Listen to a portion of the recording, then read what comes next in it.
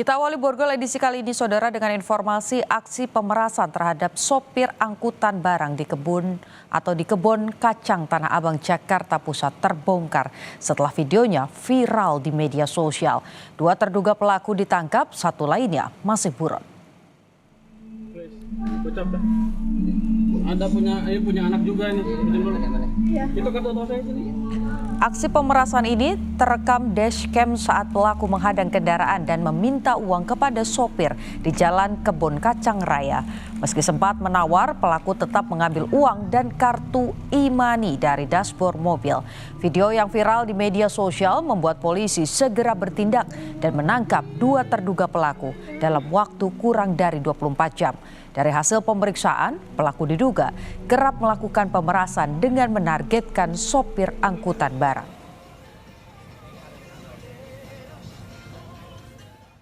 Betul, kami duga sesuai dengan video yang beredar di sosial media, kedua saudara MNR dan saudara N benar dia yang ada di dalam video tersebut.